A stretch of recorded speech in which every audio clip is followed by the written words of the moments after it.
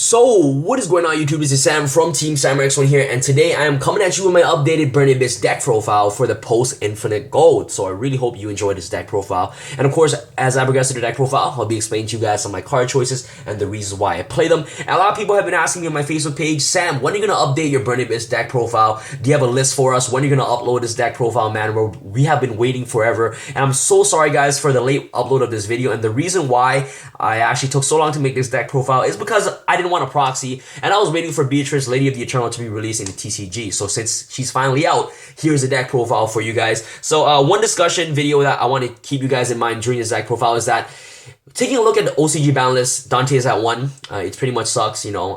Burning Abyss is basically unplayable now in the OCG. It's sad. Torgaz's at 1, Skarm is at 1, Dante's at 1. And you know what? That just shows how much of an impact Burning Abyss had in the OCG. And you know, they had Beatrice, so Beatrice is just super broken.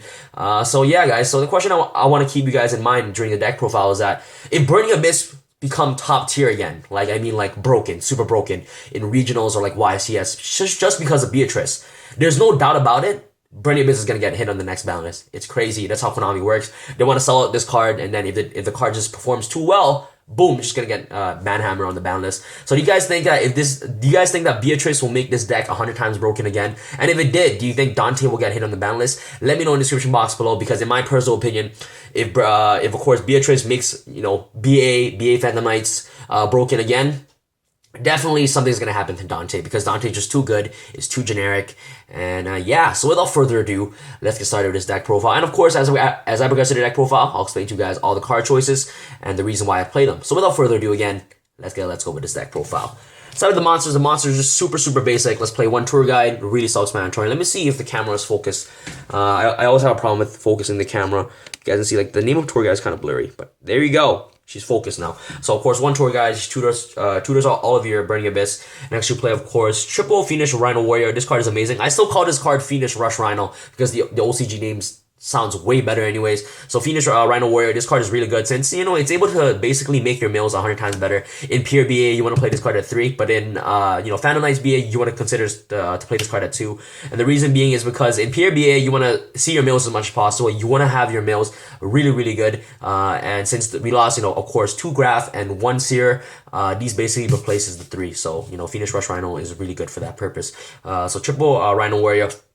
Next, you want to play the Graph, and by the way, going back to Rhino Warrior, this card is really good, especially with Beatrice. So basically, Beatrice is not a Burning Abyss monster. So once you have Rhino Warrior on the field, your Burning Abyss monsters won't get destroyed by their own card effect. So that's what's really good about him. So you know, having him on the board with other Burning Abyss monsters on the board as well guarantees you that, you know, you're open to OTKs, and you know, since your monsters won't get destroyed, so that means that you're able to go into your crazy XYZ plays without worrying about your monsters getting destroyed by their own card effects. So Rhino is really amazing for that purpose. So one Graph. I love playing the Graph. You guys know what Graph does. Triple Skarm and double Seer. These are basically the infamous 9. This card is really good. Since I told you guys we lost 2 Graph and a Seer, these are the Graph and the Seers of the deck now. So you must play triple Rhino Warrior. So that's pretty much it for our basic Burning Abyss lineup. After all the monsters, you play, of course, double Rubik. I love playing Rubik because he's a special summoning aspect of the deck. I really love for the fact that you're able to give him a free summon. And of course, the Virgil plays is really good. So, you know, sometimes even though that you can always bring this back off with Seer, it's really good to see a second one in your hand, or to see another one if you accidentally milk the Rubik off the Dante. So yeah, so double Rubik, really good. Next I play double Farfa. Farfa is absolutely amazing. I love Farfa. You know, being able to banish cards on the field to help you potentially OTK your opponent, it's really good. So Farfa is amazing for that. And also has a 1900 booty, which is okay at best. So double Farfa is really great. Now after 1-ups, you play the 1 Libic, 1 Kagna, and 1 Barbar. Barbar swag for life. Shout out to my boy Anthony from Sudbury Yu-Gi-Oh players. Kagna is really good. It dumps your Fire Lakes and your Travelers to the graveyard. But the reason why you want to play this card at 1 is because you have Beatrice now. And Beatrice, the only really good thing about Beatrice is that it can dump during either player's turn, and it's not like a foolish burial. It dumps any card. So you can dump spell traps, monster effects, doesn't matter. Well, not monster effects, spell trap and monsters. It's really good. So Kagna basically, you want to play only one Kagna because now you have Beatrice. In my other deck profile, I did play Kagna at 3, and the reason being is because you didn't have a lot of great floaters in the deck since you know, Rhino wasn't on at that time. So I played 3 Kagna because of there was no such thing as a Rhino during that time. But anyways, Kegna's at 1 now, really good at 1. Sensor Traveler and your Fire Leaks are the Graveyard, so once Dante dies, you can add that back to your hand. Living is really great as well, since you're able to basically do combo off really well with Beatrice. So you basically, pitch this card to summon Beatrice, activate this effect, special summon a Burning Abyss monster from your hand, and their effect will be negated. So you know what, that way that they can't be destroyed by their own destruction effect. So Libic is really, really great, and you can always add tons of pressure on board with Libic. So really, really good cards. So that's pretty much it for our Burning Abyss aspect of the deck. Now let's go off to our 1-ups. You play double Effect Veiler, really good. And I love Effect Veiler because Idea is a card, the bigger monarchs are a card, and once the Idea goes off, it pretty much sucks because now they have infinite fodder in the graveyard. They have Pantheism, they have Prime, and it's pretty annoying. So you want to Effect Veiler the Idea as much as possible. And affecting Veilering, the Monarch is really, really good as well. So Effect Veiler is really amazing for that purpose. And next we're going to play double Maxi. So the 4-hand traps is really essential in this deck. Maxi is really good. It punishes bad players who overextend, especially against the Pepe matchup. Really great against a Cosmo matchup. Cosmo is probably the weakest matchup that this deck has against. So Cosmo and Domain. I'm not even gonna say Monarchs. I'm not even gonna say Cosmo and Monarchs because this deck just loses to Domain, just loses to 1 card. But anyways, Maxi is really good. Stops the Cosmo players and of course stops the Pepe player as well. And you guys all know how broken this deck is while you have infinite resources in your hand. So Maxi is really amazing for that. That's pretty much it for our monsters. Nothing really big, really standard Burning Abyss lineup. Let's go off to our spells. 1 Regeki, double Dark Hole. And the reason why you want to play these bad boys is because board clearance is really important. With Burning Abyss, sometimes you want to apply pressure on board as much as possible. So clearing your opponent's board full of Monarchs, full of Pepe, full of Falgrand, Trap Tricks, Rafflesia, and things like that, it's really good. So having these 3 Trinity, if you guys were to say, is really good in the deck. Board clearance is super important. And especially while having Domain on the field and things like that, you want to clear their Monarch board as much as possible so that way they can't utilize Aether. So yeah, double Dark Hole. Next we're gonna play double Twin Twister. Same purpose. If you don't see Dark Hole or Regeki against the Monarch matchup, you want to see Twin Twister. So it's really good. So you basically have already 5 outs to Monarch Mirror match. Not Monarch Mirror match. I'm not playing Monarchs. I mean against the Monarch matchup. Next we're gonna play, of course, the 1 Foolish Burial. Really self-explanatory. You guys don't know what Foolish Burial does. Now let's go off to our trap lineup. You want to play triple Traveler with Burning Abyss. This card is phenomenal. This card is just so good in the deck. You guys don't understand how good this card is. Coming off with Traveler Burning Abyss, you guys don't know how great Fire Lake is as well. Fire Lake is really good in the deck. And the only downside about Fire Lake is that it sucks against a Cosmo matchup. But this card is really good to have. If you don't have Twin Twister, you want to see Fire Lake. Fire Laking their opponent's back row is really important. Getting rid of their strikes, getting rid of their warnings and things like that. It's really crucial. So Fire Lake is amazing for that.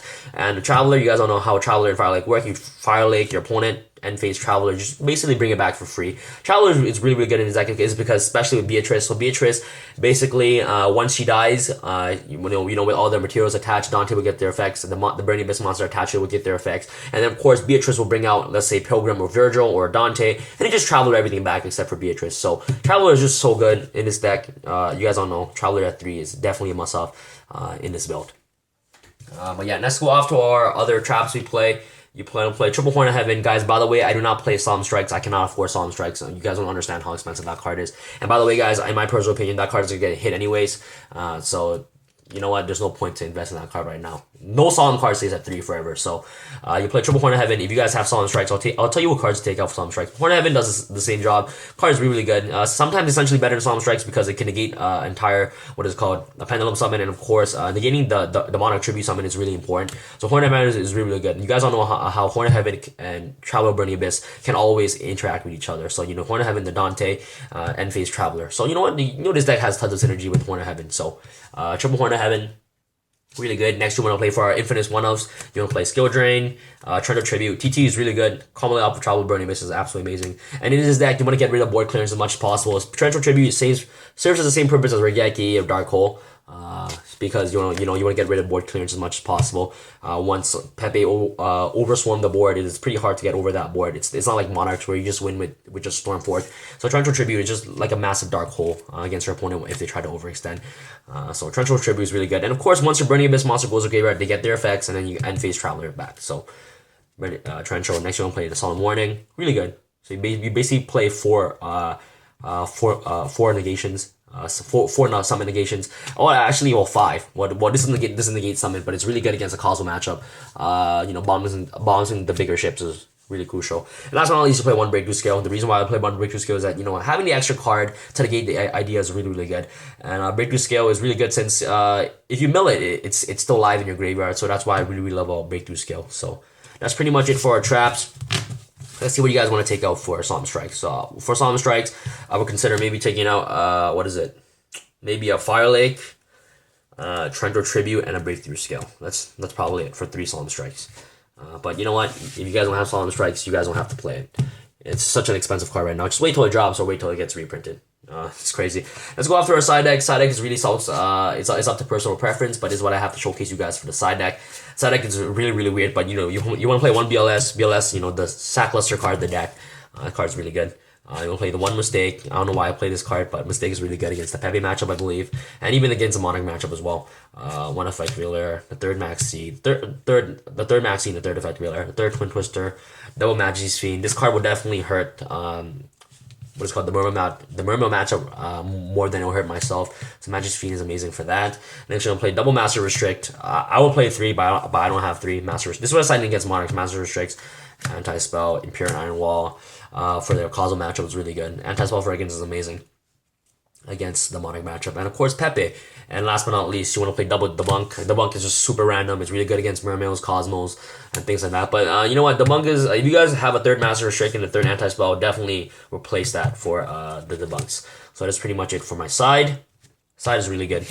Let's go off to our extra deck. This is when, you know, the sexiness shows up. So of course, double Beatrice, Lady of Eternal. This card is phenomenal. For those of you who don't know what Beatrice does, let me quickly read you guys the effect. So basically, 2 level 6 monsters is a generic rank 6 XYZ monster, and or you can XYZ summon this card by using a Dante monster on the field and discarding a Burning Abyss monster. So this card is really, really good. So basically, what is it called? If summoned this way, using the Dante, of course, and pitching for the Burning Abyss to the graveyard, you can activate its effect during the turn. But anyways, during the player's turn, you can detach one XYZ material from this card. Foolish Burial, any card from your deck to the graveyard, and then if this card in your possession is destroyed by your opponent's card effect or by battle, sent to the graveyard, she basically gets special summon any Burning Abyss extra deck monster from the extra deck. So Dante, Virgil, Pilgrim. It's really, really good. So this card, let's see how impactful this card will be in today's format. Beatrice is absolutely amazing. Really good. She's a 2500 beater.